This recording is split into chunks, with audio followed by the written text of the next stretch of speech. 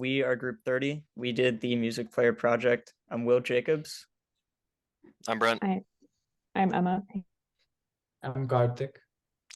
All right, let's get started. So first off, you can just play any song, and it plays the audio after a second. But up here we have properties. These are just things we needed to keep track of during the code. Pause, resume. So I paused it before. We resume. Starts off in the same position in the song. Yeah, so basically there didn't seem to be a great way to index whether or not something is currently playing or it's being currently paused. So an index whenever you play a song, it updates a variable to indicate that whenever you pause a song, it updates it to also check for that. And then it's just using conditional statements to check whether something's paused, if it's playing, if it's stopped, or whatever, to choose whether or not it resumes. Change volume. So if I put it really low, should be lower. And then if I put it up higher, let's try playing a different song too. Volume is louder. So basically the volume code functions by grabbing the value that the volume slider is set to and multiplying that by our Y values in the audio files. Speed reverse. So I'll do the reverse here. Play a different song. Reverse.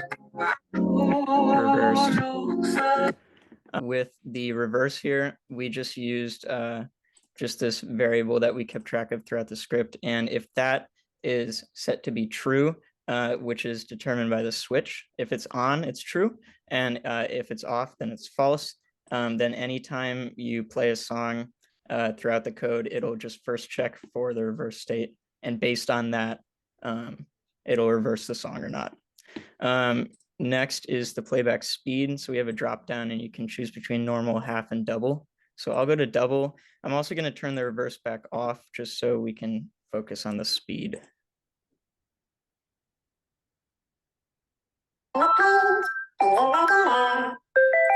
So you can see it's obviously double speed. Half speed works as well.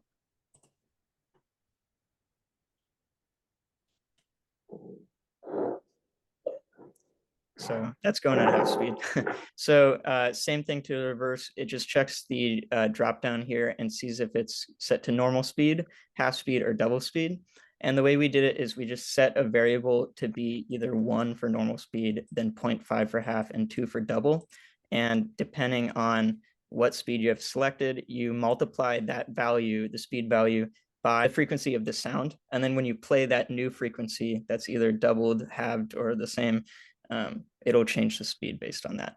So it just changes the audio components. I'm going to change it to normal speed. So if I click next, it should play already Aphrodite. If I go back, it'll play Ipanema at normal speed, not half speed from earlier. Cool.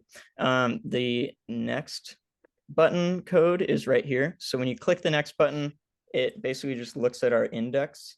And based on what song is currently playing in the index, so it'll basically just look at the position, add 1. That's the next currently playing song. This is the previous code. It's essentially the same, just with a -1 right there instead of a +1. So finally, we have a few more things just for shuffle. So there's the genre shuffle. So if I click on any of these, it should shuffle an indie song for us. That's probably going to be one of these up here. And then there's also the normal shuffle, and that just shuffles any song. So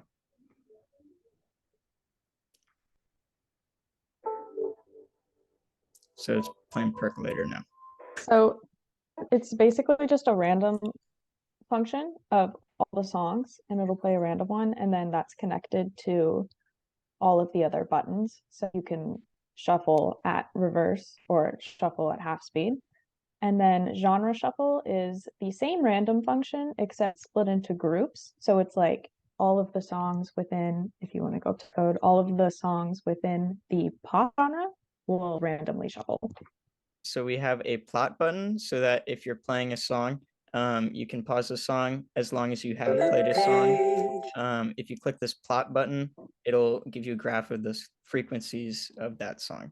For ThingSpeak, we have 4 reach components. Our first one is song number. It displays the number of the song that's currently playing. So you can see right now I played Crazier, which is the second song, and the second song is the one that's displayed. If I change it to Roddy, that's the 4th song on the playlist. So once the ThingSpeak updates, you can see the song number is 4. And just to show, if I change it to Antihero, which is song 3, it'll update and say that song 3 is now playing. So there you go. So the next thing on the ThingSpeak panel, the frequency. As you can see, it just switched because the whatever song was playing before song 3 has a different frequency. So that is connected to one of our properties, which is the FS property. And if you change the playback speed to half speed and then play a song, it'll update half the frequency.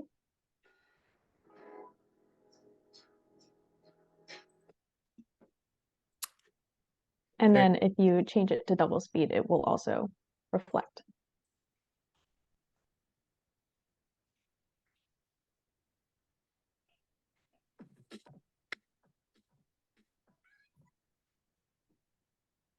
takes a second. There you go. All right, then our next widget is the current song count. As you can notice, it's at 2 because we've been playing songs a couple times here. So it takes whatever song is currently playing and displays how many times that song has been played. So if you play, for instance, Roddy.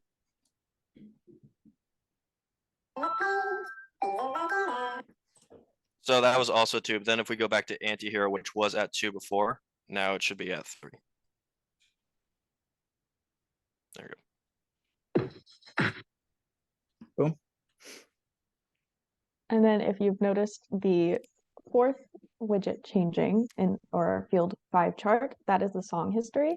So the bar graph is showing you, as you can see where the bar graph is at 5, that's where song 5 played. And then the most recent one was song 3 playing. So that is showing you a brief song history of what people are playing. And then if I were to load the app on my computer, then I have the app loaded on my computer and I'm going to play song 2 at double speed. Oh, sometimes the ThingSpeak wants you to reload it in the top right or the top left there. So bar graph 2 is the song that played. Before it, I was playing song 3, and then before that, song 4, before that, song 3. All right, then we want to show the code for that real quick.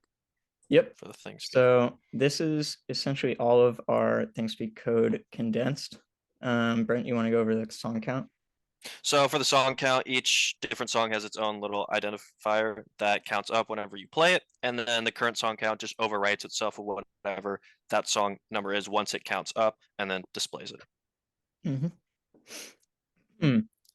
then the frequency, Emma, you said it's based on this value here? Yes, it is based on the app.fs property. And then, yeah. And then if you go up to the ThingSpeak right for the other 2, they're actually the same thing. They're recording the song number, except field 4 is a widget. So it's just showing you the current number of the song playing. And then field 5 is the bar graph. So it's showing you a history. There you go. So I believe that is all the ThingSpeak code. All right. Thank you for watching our music player presentation.